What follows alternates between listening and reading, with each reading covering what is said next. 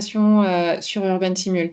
Juste pour rappeler que, donc on se répète un petit peu, mais c'est donc deux outils qui constituent l'observatoire, un outil grand public sur une application et un outil, comme disait Sylvain, plutôt au bureau Urban Simul qu'on va vous présenter, que Lucas va vous présenter. Euh, et l'outil OpenFreshMap est piloté par la SAFER, donc outil grand public, et outil Urban Simul, outil CEREMA, et dans lequel, en fait, c'est un outil gratuit, national, dans lequel on a créé un espace de travail collaboratif, dans lequel vous y accédez uniquement sur demande. Donc, si vous ne nous demandez pas d'accéder à ce cercle, on appelle ça un cercle collaboratif, eh ben, vous n'aurez pas toutes les données dont on parle depuis tout à l'heure. Donc ça, c'est le premier point. Donc on peut vous redonner nos mails, on va les mettre dans le chat. Et ça, c'est vraiment l'étape numéro 1, de nous demander d'accéder à ce cercle de travail. L'étape numéro 2, c'est avoir un compte Urban Simul. Donc ça, Amélia, on a parlé tout à l'heure, je ne vais pas revenir sur le sujet. Je vous ai mis un lien vers le site Urban Simul où on vous dirige pour avoir un compte. Et une fois que vous avez fait ces deux démarches, donc compte Urban Simul, demande d'accès au cercle collaboratif, eh bien, vous allez accéder à ce que Lucas Rodriguez va vous montrer. Je te laisse la main, Lucas. Oui, merci Christine. Alors, du coup, là, moi, je vais surtout vous faire une petite démonstration directement dans l'outil Urban Simul. Juste, peut-être en intro, pour ceux qui connaissent bien l'outil, ça vous a sans doute pas échappé qu'il y a eu une nouvelle version qui est sortie début juin, dont les nouveautés sont concentrées principalement en fait sur l'interface et l'ergonomie des fiches d'information des différents objets. Et donc, en fait, pour la faire brève, toutes ces nouveautés, ces nouvelles fonctionnalités, on les a rapatriées dans l'Observatoire régional des friches sur nos couches personnalisées. Et du coup, je vais montrer directement. Alors, pour rappel, comment on accède du coup à la carte de l'Observatoire régional? Donc, comme l'a dit Christine, on est vraiment sur un espace de travail dans lequel on va devoir vous ajouter avec votre adresse mail, modulo le fait que vous ayez un compte Urban Simul. Une fois que la demande a été faite et que vous avez été ajouté dans ce cercle Observatoire régional des friches, vous allez pouvoir accéder du coup à cette carte en vous rendant dans le menu principal. Donc, le menu principal, c'est ce qui est en haut à gauche, on appelle ça le menu burger. Et quand on clique dessus, on a un onglet qui est l'onglet Mes cartes. Donc voilà, je remontre. C'est bien le menu burger qui est en haut à gauche. Et après, on va dans l'onglet Mes cartes. Ensuite, quand on est dans l'onglet Mes cartes, on va avoir du coup ce qu'on appelle le menu de gestion des cartes. Ça va en fait vous proposer toutes les cartes dont vous avez accès dans l'outil Urban Simul. Donc, vous avez par défaut les 4 cartes qu'on appelle les cartes standards. Donc, ça, ce sont les cartes qui ont un petit bandeau noir qui sont accessibles à l'ensemble des utilisateurs. Et après, vous allez avoir ce qu'on appelle des cartes partagées. Ce sont donc des cartes qui sont accessibles seulement si vous êtes intégré dans un cercle d'utilisateurs. Donc, en l'occurrence, vous, si vous n'avez pas de cercle d'utilisateurs, ou en tout cas seulement celui de l'Observatoire régional des friches, vous aurez les 4 cartes standards et après la carte de l'Observatoire régional des friches. Ou sinon, autrement, si vous avez beaucoup de cartes, vous pouvez aller dans le petit onglet Recherche et après, vous pouvez taper Observatoire.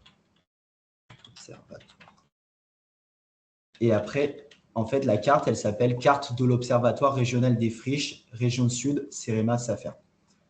Donc là, vous avez cette carte. Vous pouvez vous rendre dessus avec la petite flèche. Et donc, si jamais vous ne savez plus à quoi sert le symbole, vous pouvez laisser la souris dessus et il y aura une petite infobulle qui va vous rappeler de quelle fonctionnalité il s'agit. Et donc après, une fois que ces étapes sont faites, on remarque que la carte, elle change et on a du coup les fameuses couches friches à qualifier avec les friches urbaines et les friches agricoles. Donc, ça va vraiment être ces deux couches dans lesquelles vous allez pouvoir vous monter vos observatoires, soit des friches urbaines, soit des friches agricoles. Donc, pour rappel, voilà, je le redis, c'est menu burger, onglet Mes cartes, et après, on va rechercher la carte de l'Observatoire régional des friches. Donc, comme je le disais précédemment, le principe de l'Observatoire reste le même. Les nouvelles fonctionnalités, elles se concentrent principalement sur du coup, les fiches d'information des objets. Donc là, par exemple, si je clique sur une fiche d'information d'une friche urbaine, hop, on se rend compte qu'en fait, on a une nouvelle, on a vraiment une refonte de l'ergonomie avec cette fois-ci des groupes de champs qui sont thématiques. Pour le cas des friches urbaines, en fait, ça reprend vraiment déjà, ça reprend le standard CNIJ et ça reprend aussi la même mise en forme que la couche des friches dans Cartofriche qui est également du coup disponible dans l'outil Urban Simul et qui a été aussi intégré dans ce cercle régional.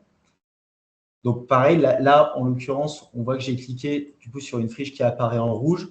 On a le rappel du coup de la symbologie. Donc là, c'est une symbologie selon les différents statuts de la friche, c'est ce dont parlait Sylvain précédemment. En l'occurrence, là ici, on est sur une friche potentielle qui est issue d'un traitement de données. Et l'intérêt d'aller dans ce cercle d'utilisateurs et de travailler sur la couche des friches urbaines à qualifier, ça va être de pouvoir modifier cet objet. Donc là, en l'occurrence, si je clique sur modifier cet objet, j'ai cette fois-ci des droits d'édition sur les différents champs de l'objet, donc de la friche urbaine en question. Et donc là, en fait, là où je vais pouvoir du coup travailler, ça va être sur l'ensemble des champs, mais surtout principalement sur la mise à jour du statut de la friche. Donc là, en l'occurrence, si on est sur une friche potentielle issue de traitement de données, on peut se dire qu'effectivement, le traitement de données réalisé par le CEREMA est efficace et on est bien sur une friche où il n'y a pas encore de projet. Ou inversement, être dans une logique de consolidation de la base de données et dire que ça, par contre, ce n'est pas une friche. Donc, je vais laisser. On a aussi la possibilité, du coup, de consolider toutes les données, tous les champs de la fiche d'information, notamment sur le type de site. Donc, on va dire qu'on est sur une friche, par exemple, friche d'habitat. On peut aussi avoir renseigner des informations sur l'année de fin d'activité, sur le type de reconversion, etc., etc. Donc, en soi, tous les attributs, toutes les informations de la fiche d'information, ils ne sont pas changés par rapport à la version précédente. Ce qui change, c'est vraiment la mise en forme de la fiche d'information. Et du coup, parmi ces champs-là que vous pouvez renseigner, il va y avoir aussi certains champs qui vont être renseignés automatiquement par le CEREMA via un croisement avec les fichiers fonciers, notamment tout ce qui relève du nombre de bâtiments, du nombre de locaux et que l'on peut retrouver du coup dans la contenance de la friche, le type de propriétaire, etc. Mais ça ne vous empêche pas du coup de pouvoir pré-renseigner en tout cas cela dans la fiche d'information. Et ce que l'on peut faire aussi lorsque l'on modifie un objet, au-delà des informations qu'on y retrouve, c'est aussi pouvoir modifier le périmètre du coup en cliquant sur les petits sommets de l'objet. Donc voilà pour les friches urbaines. Et ensuite, la grosse nouveauté, si je peux dire ça comme ça, ça va être qu'en fait, on a travaillé sur la standardisation, en tout cas sur une première ébauche de standard pour les friches agricoles que vous allez pouvoir retrouver du coup dans la couche friche agricole à qualifier. Donc là, par exemple, si j'ai envie aussi d'ajouter un objet, parce qu'au-delà de modifier des objets dans ces deux couches, on peut aussi en ajouter, je peux faire les trois petits points, faire ajouter un objet. Voilà, je remonte rapidement. Trois petits points, ajouter un objet. Et là, du coup, je vais pouvoir tracer le contour de mon objet, donc de la friche agricole que j'ai repérée une fois quand j'étais sur le terrain et que j'ai envie de capitaliser dans l'outil Urban Simul une fois dans mon bureau. Donc, je trace le contour. Et là, en fait, pareil, on se rend compte qu'il va y avoir de nouveaux champs, notamment des champs qu'on n'avait pas précédemment. En tout cas, une refonte des champs sur le statut de la friche agricole. Comme ça, on peut dire, comme il y a une interopérabilité avec l'outil OpenFrieshMap, on a un travail de versionning qui nous permet de récupérer les données d'OpenFrieshMap. Et donc, ces données-là, elles seront taguées comme friche potentielle issue d'OpenFrieshMap. Et on a la possibilité de rentrer du coup dans cette logique d'observatoire et d'avoir du coup un statut de la friche agricole qui évolue, donc friche sans projet, friche avec projet et friche reconvertie. Et après, pour les friches d'OpenFrieshMap qui proviennent d'un traitement de données, on peut aussi dire que ce n'est pas une friche. Et pareil aussi, on a retravaillé les modalités du champ de typologie de friche agricole que l'on a légèrement resimplifié par rapport à la version précédente, du coup friche herbacée, friche arbustive, friche arborée, etc. Donc, je ne vais pas tout rebalayer, mais vous avez la possibilité de retrouver ces modalités en vous rendant dans le cercle. Et vous avez aussi la possibilité de renseigner, donc ça, c'est des champs supplémentaires, de renseigner la typologie de bâti, s'il y en a un sur la friche agricole, et également la typologie de reconversion, ou en tout cas le projet de reconversion qui semble se dessiner sur cette friche agricole. Donc voilà. Et tout ça, pareil, du coup, ça a été remis en forme avec du coup des champs qui sont rangés selon des groupes de champs. Donc là, en l'occurrence, les friches agricoles, c'est un peu plus léger que les friches urbaines. On a le champ source, enfin les groupes de champs source, identification du site. Et si jamais il y a un lien URL, notamment d'une photo qui a été capitalisée dans l'outil OpenFrieshMap, on va pouvoir le retrouver dans l'outil Urban Simul.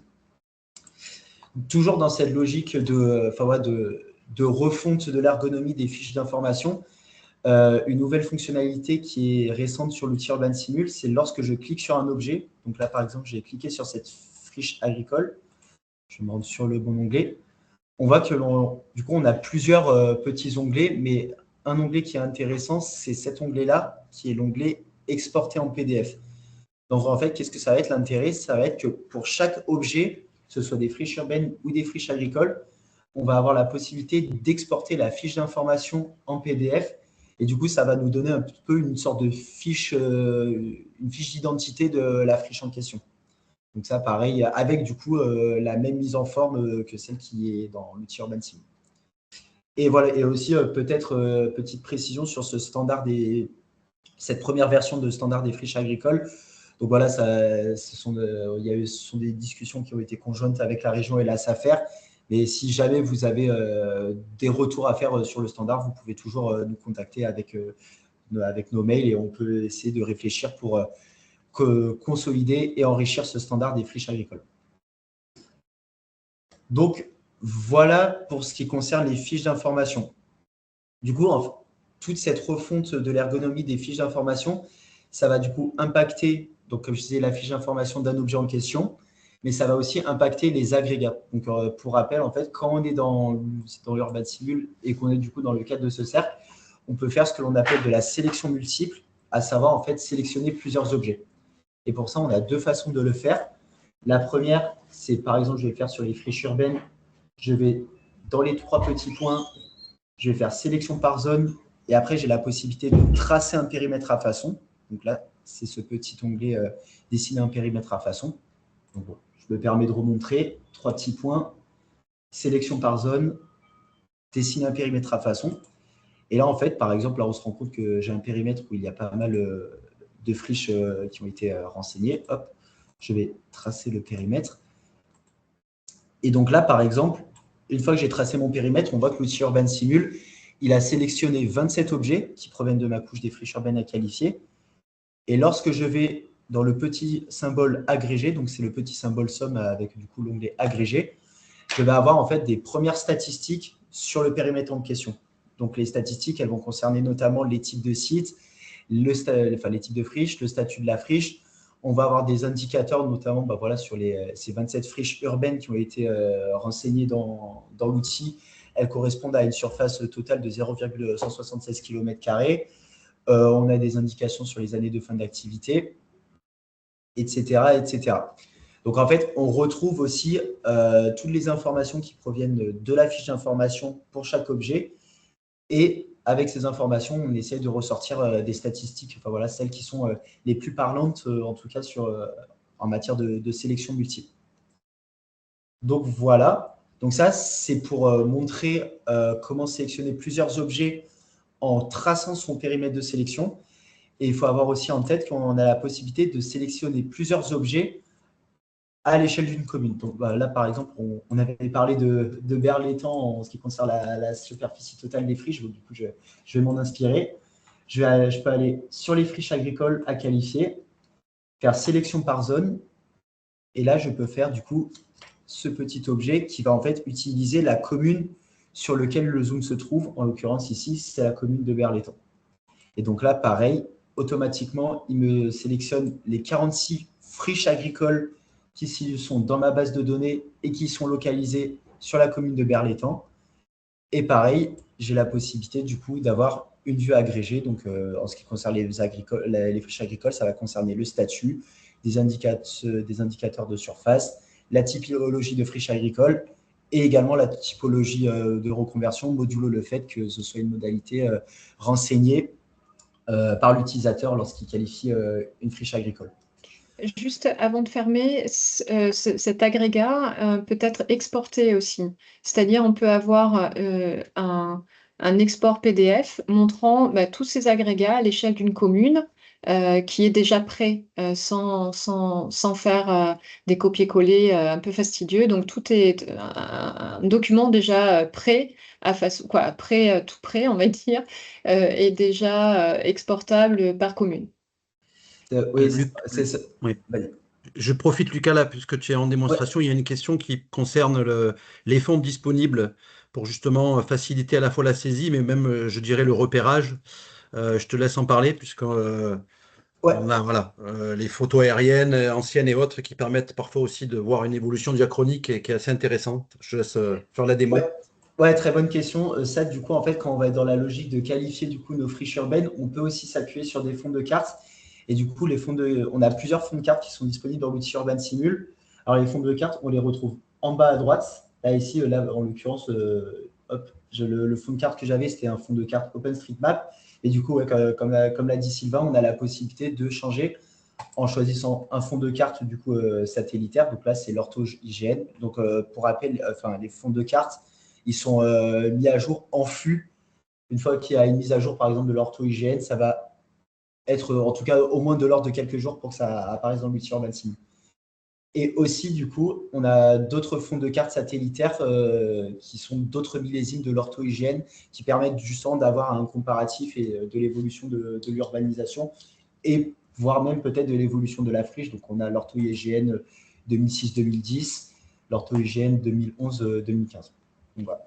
Donc, du Voilà, coup, et en effectivement, ouais, cliquant, ouais, et en cliquant sur le petit plus, on a aussi la couche géologique du BRGM et on peut remonter aussi on peut remonter aussi sur l'ortho-IGN encore plus loin. Donc la qualité est un peu moindre, mais on a des photos d'un demi-siècle et là, évidemment, il y a des choses vraiment qui peuvent être vues. Et c'est vrai que pour avoir une profondeur historique et un regard évolutif, ça peut être très utile.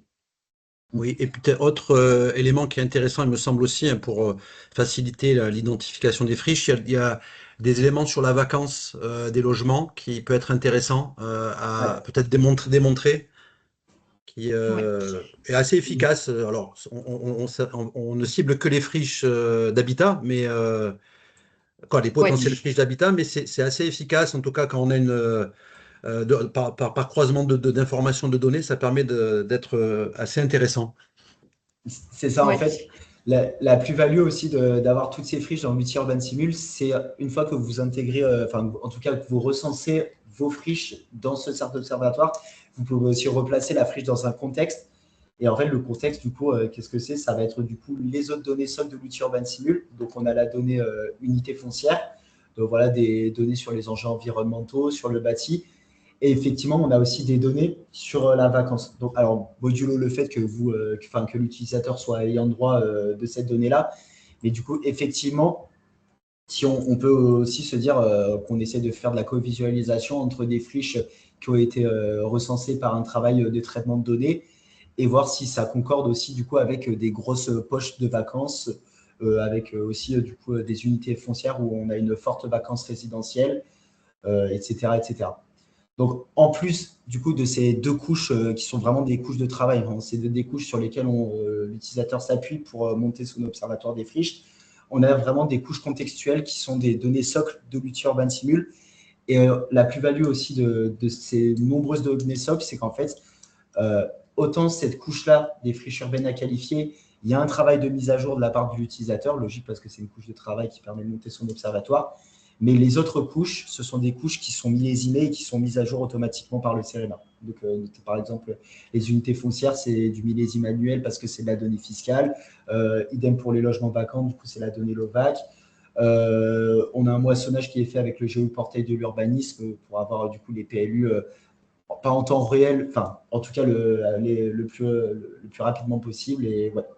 Donc Oui, je viens de répondre à une question. Est-ce que tu peux aller sur un objet pour montrer où sont indiquées les sources des données et leur millésime, juste ouais, en haut de chaque fiche d'information, en fait. Donc là, on est c'est sur... ça. voilà.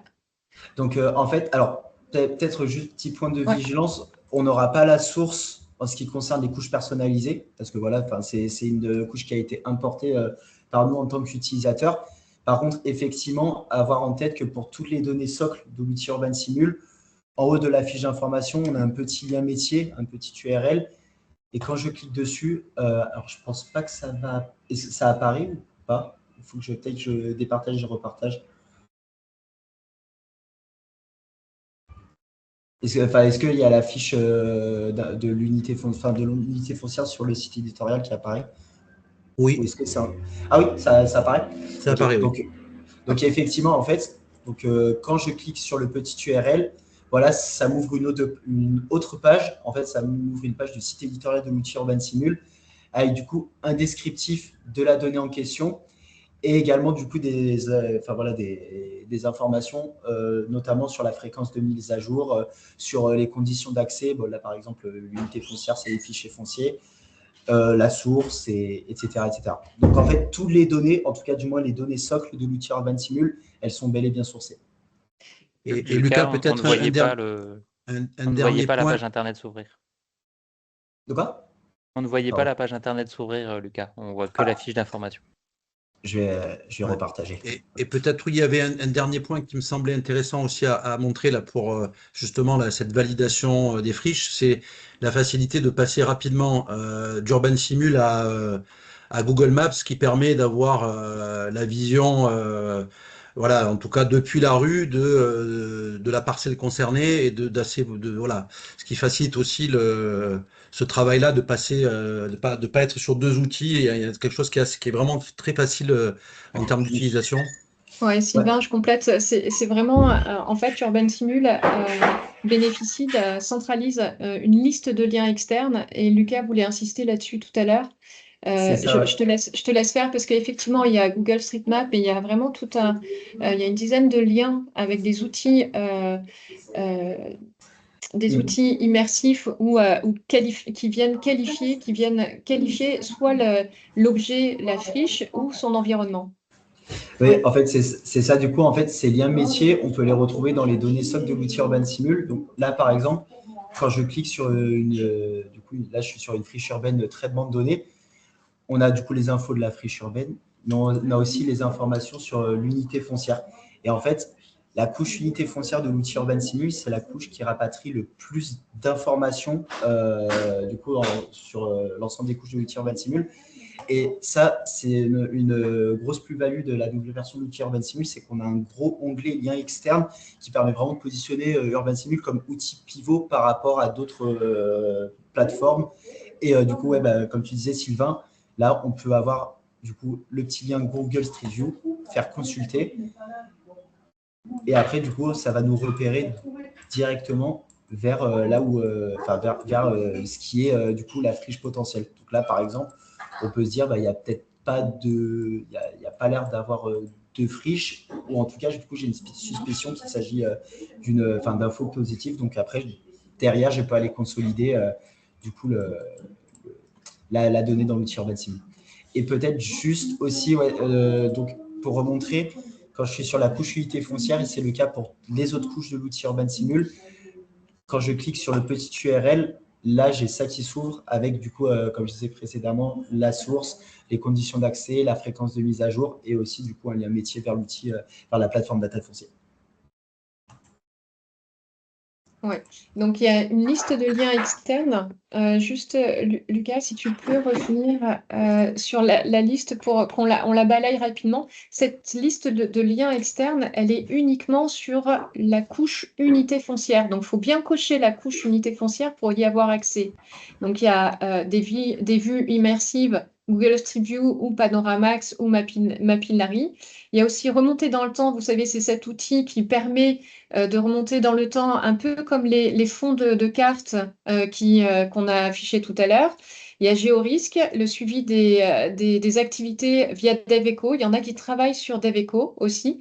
Les obligations réglementaires environnementales, donc ça, c'est des liens métiers, ainsi que des bâtiments. S'il y a des bâtiments manquants, il y a une possibilité de consulter et de venir compléter la base de données RNB, le registre national bâtimentaire. Autre chose, il y a la fonction parcourir qui est juste à côté. Donc, on vous a présenté tout à l'heure la fonction agrégat, mais il y a aussi la fonction parcourir qui, toujours à partir d'une sélection soit par une zone, soit par une commune. Donc là, Lucas a fait une sélection par commune, sur la commune de Berre toujours. Et donc, quand on clique sur la fonction parcourir, on a la liste des 46 objets qui ont été sélectionnés. Voilà, qui se défilent comme ça. On peut aller sur un objet précisément en se positionnant sur les 4 petites flèches vers l'extérieur. Donc là, quand on clique dessus, il y a voilà, Urban Simul qui vous situe exactement la friche en question en l'entourant de rouge. Donc voilà, au milieu de votre écran, ça apparaît. Et après, il y a aussi la possibilité de télécharger la donnée. Alors, d'avoir une information, pardon, ouais, une Oui, en fait, information. c'était juste te dire, en fait, quand on zoome sur l'objet, en cliquant aussi sur le petit i, on retrouve du coup la fiche d'information. Bon, alors là, elle est du coup de l'autre côté, mais on retrouve la fiche d'information de l'objet. Et Voilà, du coup, qu'on peut ouais. exporter par PDF, pareil, quoi, il y a Mm. toujours les mêmes fonctionnalités. Et toute cette liste des 46 objets de friches agricoles qui ont été sélectionnés sur Berlétan, on peut les télécharger. Voilà, vas-y, essaye. Voilà, sous différents formats, soit en gardant les qualificatifs géométriques, donc on télécharge la couche en GeoJSON, soit uniquement en CSV ou en Excel en tableur. Voilà. OK. Je- Et Et après, ça, tout ça, bien sûr, vous pouvez les télécharger soit sur un QGIS par la suite ou sur votre outil métier que s'ils acceptent des données GeoJSON, autrement vous les transformez et vous les mettez à dans la configuration qui est acceptée par votre outil. Peut-être, L'idée- Christine, on prendrait Oui. un peu de temps pour faire Ouais. des échanges plutôt. Ouais, alors moi, Absolument. Ouais, je me voilà, permets, on en là, a fini. je relais une question, là, mais qui permet aussi, fait appel au démonstrateur, qui était quelle est la position des élus sur cet outil? Alors, surtout, je pense que ça a fait écho à la question du partage de la data, hein, notamment de sa mise en open data ou pas. Donc, Lucas, je te laisse aussi répondre et montrer Ouais. aussi qu'on a cette possibilité de gérer ce sujet de la diffusion ou non de la donnée. Voilà, je te laisse répondre. C'est ça. Alors, du coup, ouais, comme on disait en intro, déjà, la première, enfin, voilà, la première étape, c'est d'accéder à l'outil Urban Simul. L'outil Urban Simul, comme ça moissonne de la donnée fiscale, donc les fichiers fonciers, c'est accessible seulement aux acteurs publics de l'aménagement. Donc, en fait, pour y avoir accès, il faut signer un acte d'engagement, du coup, à transférer à la DGALN pour pouvoir avoir accès aux données foncières. Donc, il n'y a pas tout le monde qui peut y avoir accès, c'est seulement les acteurs publics de l'aménagement. Deuxième étape, les acteurs publics de l'aménagement, ils ont accès à ces outils et aux données qu'ils moissonnent seulement sur leur territoire de compétences. Donc voilà, ça respecte les périmètres de compétences des structures. En plus de ça, on est dans un cercle d'utilisateurs. Donc, en plus de toutes ces étapes qui permettent du coup de filtrer les utilisateurs, il faut demander au CEREMA d'être ajouté dans ce cercle d'utilisateurs et toutes les données qui sont au sein de ce cercle d'utilisateurs, elles ne sortent pas de ce cercle.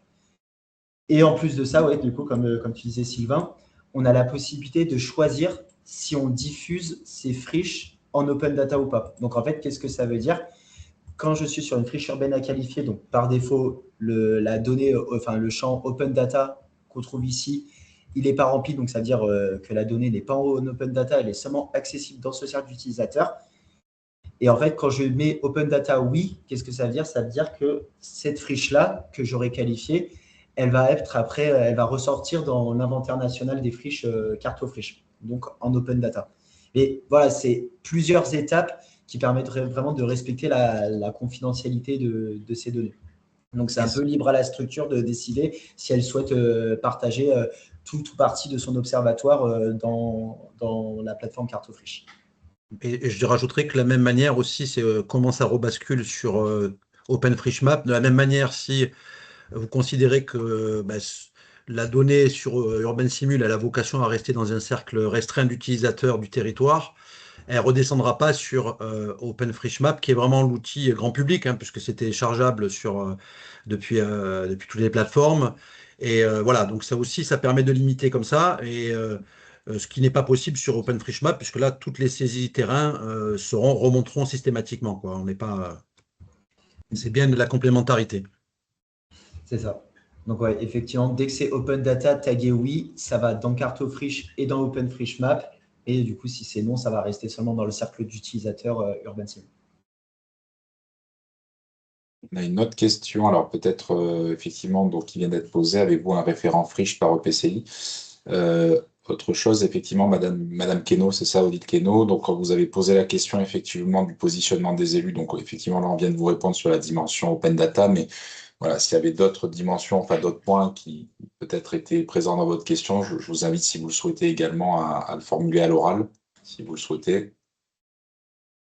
Non, c'était pour savoir si on pouvait travailler avec une communauté d'agglo, avec un organisme, voir si la communauté d'agglo a accès à ce type de documents.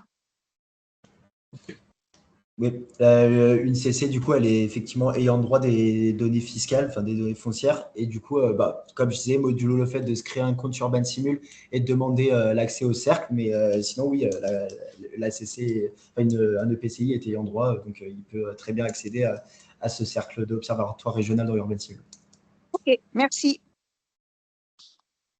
Et c'est très facile quand tu dis ça, Lucas, c'est vraiment des choses qui prennent très peu de temps. Oui. Faut pas imaginer que c'est compliqué d'ouvrir des droits. C'est des histoires, c'est quasi pas immédiat, mais bon, ça se fait très rapidement, quoi. Oui, franchement, ça va assez vite, oui. Madame Edari fait une question. Oui, bonjour. Du coup, c'est Rania de la Chambre d'agriculture des Alpes-Maritimes. Je voulais savoir, s'il vous plaît, est-ce que un organisme consulaire, il peut avoir droit pour accéder à ces données? Alors, c'est une bonne question. Pour le coup, si jamais vous avez des questions en ce qui concerne les ayants droit des données fiscales et du coup, de facto, d'accessibilité à l'outil Urban Simul, je peux vous renvoyer vers du coup la boîte mail de Data Foncier. Donc, en fait, c'est ceux qui gèrent les accès aux données foncières du CEREMA. Et eux, pour le coup, ils ont une visibilité très claire de qui est ayant droit de ces données ou pas. Donc, je pourrais transmettre si besoin. Je peux mettre même dans le chat. Du coup, Merci beaucoup. Merci. Ouais, avec plaisir. Et du coup, il y avait la